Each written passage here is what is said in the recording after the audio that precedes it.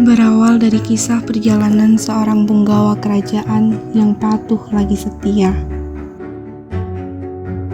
Ia beristirahat di kala kobaran api yang tengah menyala membara.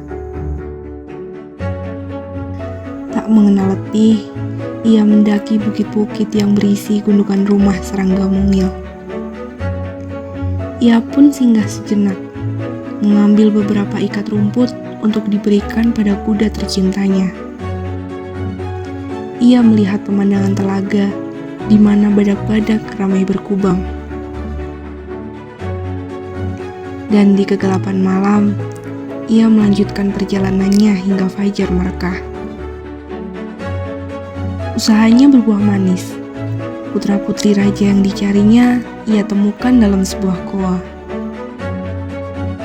Namun sayang seribu sayang, ia harus kehilangan keduanya.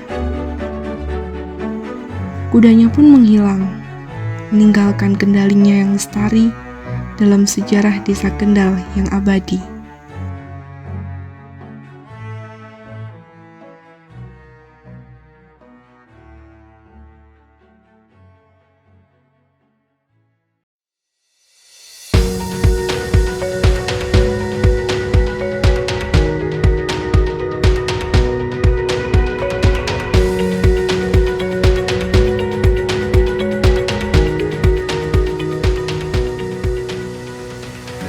Desa Kendal terletak di Kecamatan Punung, Kabupaten Pacitan, Provinsi Jawa Timur. Dengan luas 338 hektar, wilayah Desa Kendal terbagi menjadi 4 dusun, yaitu Dusun Kerajaan, Dusun Gunung Semut, Dusun Ngaritan, dan Dusun Padangan. Topografi dari Desa Kendal merupakan wilayah perbukitan yang didominasi oleh lahan perladangan. Di sebelah utara, Desa Kendal berbatasan dengan Desa Mantren. Sebelah selatan berbatasan dengan Desa Piton, sebelah timur berbatasan dengan Desa Soka, dan sebelah barat berbatasan dengan Desa Wareng. Jumlah penduduk Desa Kendal berjumlah kurang lebih sekitar 1.200 jiwa, dengan mayoritas penduduknya bermata pencaharian sebagai petani.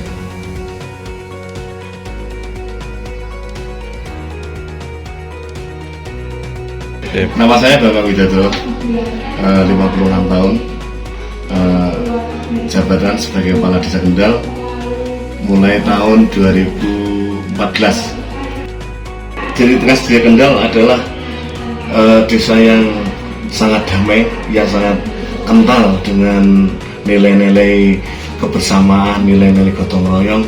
Dan dulu itu ada semacam sebutan Desa Kendal itu namanya Grup Kendal. Grup Kendal itu artinya bahwa setiap ada kejadian atau kegiatan apapun yang menyangkut kegiatan sosial, semua insya Allah masyarakat tergerak untuk bersama-sama berkumpul maupun bergotong royong ramai-ramai untuk mensukseskan apapun itu. Masyarakat sangat terbantu sekali dengan adanya kambing komunal. Jadi di Desa Kendal yang hanya luas 360 hektar itu ada 21 titik kandang komunal, dan itu terletak di masing-masing RT. Dan insya Allah untuk masalah pemeliharaannya yang bertanggung Pak RT masing-masing. Nah, dari desa menyediakan bibit yang menjadi hak milik warga, dan itu pun tidak digulirkan dan tidak dikembalikan selama kambing itu berada di kandang komunal.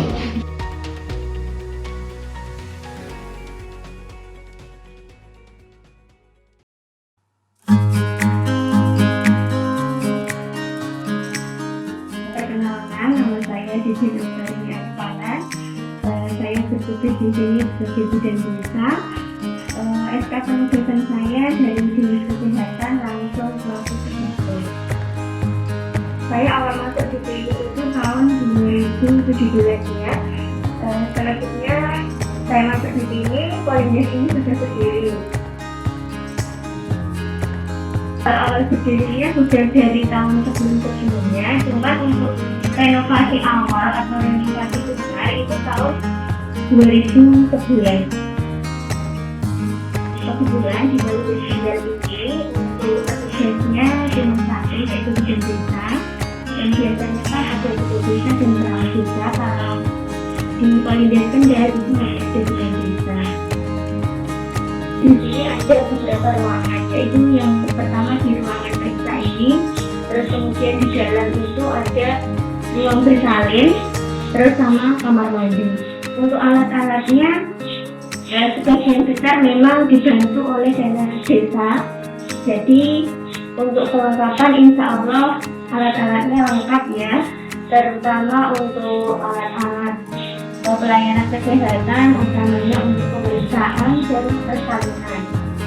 Untuk pelayanan itu meliputi janda sakit, kemudian kalau untuk pelayanan ibu itu ada pelayanan pemeriksaan ibu hamil, ada pelayanan KB juga. Terus kemudian untuk pelayanan lansia yang produktif itu juga melayani untuk yang pelayanan sakit juga. Untuk kesehatan posyandu balita, bayi dan lansia itu tidak dilayani di Polides, melainkan berada di gedung masing-masing itu sudah melayani seperti posyandu dan lain-lain.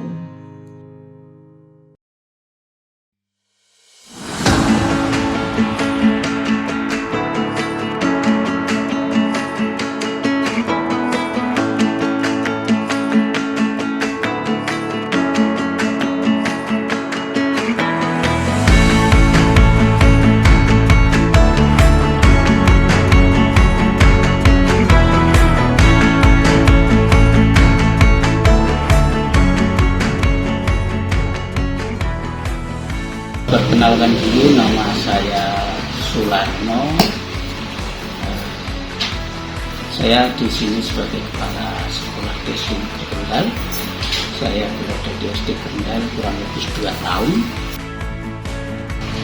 Siswa SD Kendal ini jumlahnya ada 85 siswa yang terdiri dari kelas 1 itu 12, kelas 2 18, kelas 3 16, kelas 4 11, kelas 5 10, dan kelas 6 18. Pada umumnya siswa yang ada di SD Kendal semua sudah melalui pendidikan dini, baik itu yang ada di PAUD maupun di TK. Pada umumnya siswa yang ada di SD Kendal ini berasal dari warga, anak-anak warga dari desa Kendal, dan sebagian juga didukung dari putra-putra warga dari desa Soko dan desa Piton. Dan pada umumnya siswa di SD Negeri Kendal adalah putra-putri dari keluarga petani yang ada di sekitar desa Kendal.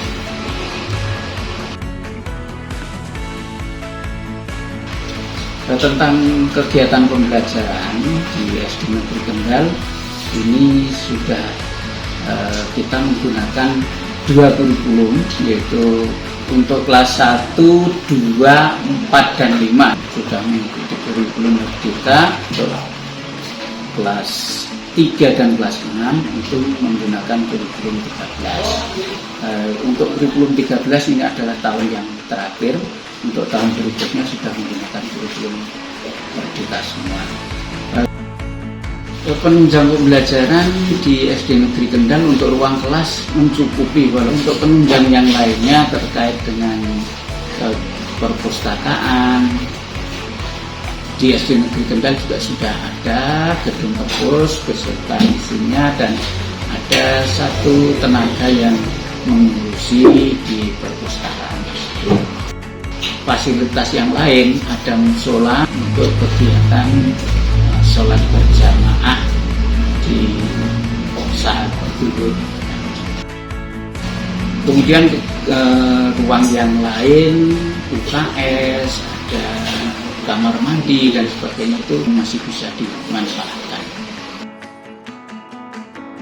Di SD Negeri Kendal untuk prestasi siswa ya tidak terlalu mengecewakan, artinya setiap ada kegiatan baik itu di event kecamatan maupun di event kabupaten itu ada beberapa yang meraih kejuaraan baik itu di tingkat kecamatan maupun di tingkat kabupaten. Tahun 2023 itu di tingkat kabupaten ada Pilgajil itu juga memperoleh prestasi.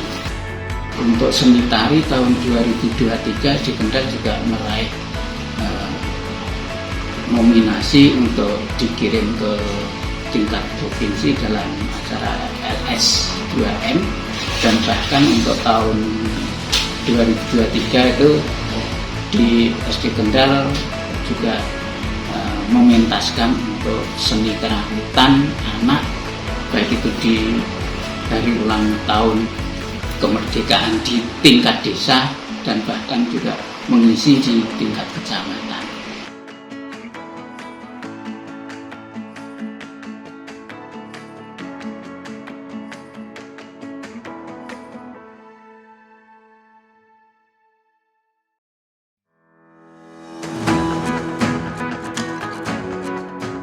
Nama saya Ambar Pratiwi. Jadi di sini saya sebagai pemilik dari UMKM, kami berproduksi di bidang makanan ringan. Di sini produksi saya ada sale pisang dengan nama saya sendiri Ambar Arum. Kemudian ada keripik pisangnya juga. Nama Ambar Arum diambil ambar dari nama saya, arumnya dari pisangnya. Sale pisang Ambar Arum ini berdiri sejak tahun 2000. Jadi awal mulanya karena di keluarga saya melihat banyaknya pisang yang bisa dibuat. Jadi ini menggunakan bahan baku pisang awak yang sudah ada di sini banyak. Kenapa kita memilih bahan ini? Karena memang di lingkungan kami bahan pisang awak itu mudah dicari, tapi harganya waktu itu masih begitu rendah untuk dibanding dengan pisang-pisang yang lain. Untuk proses pembuatannya sendiri itu kita tunggu sampai pisang benar-benar matang.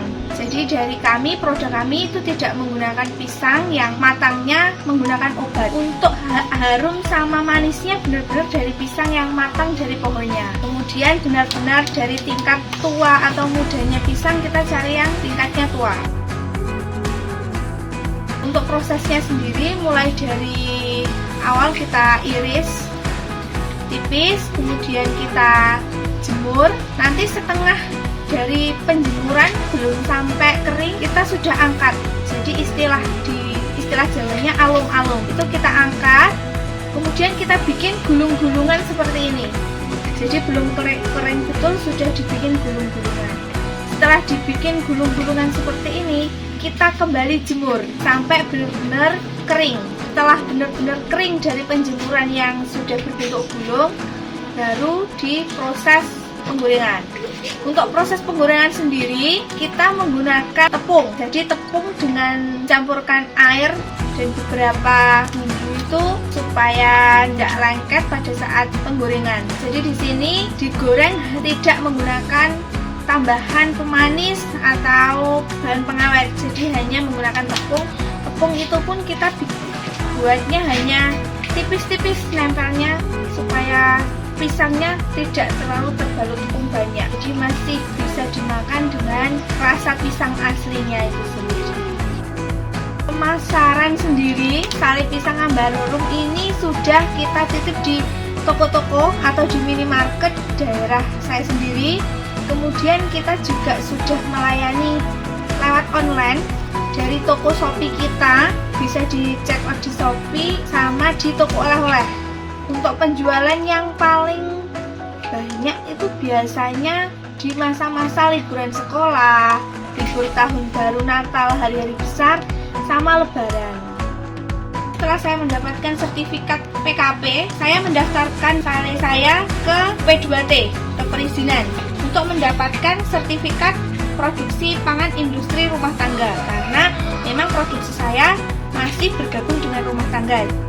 Belum lama ini saya juga mendaftarkan produk saya di MUI, jadi sudah terlegalisasi dengan sertifikat halal. Jadi sertifikat yang disyaratkan untuk UMKM itu PIRT dan sertifikat halal Sekarang saya sudah punya semuanya.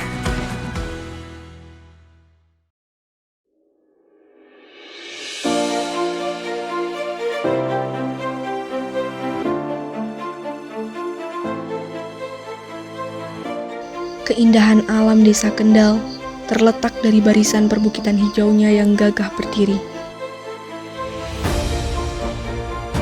Dengan wilayah yang asri dan subur, Desa Kendal menyimpan banyak potensi wisata alam yang indah lagi memukau. Di antaranya adalah Gua Putri yang berada di atas sebuah bukit di ujung selatan desa. Gua ini syarat menyimpan sejarah yang menjadi cikal bakal berdirinya Desa Kendal. Tak kalah memukau, keindahan Telaga Guyang Warak turut menjadi ikon wisata dari Desa Kendal.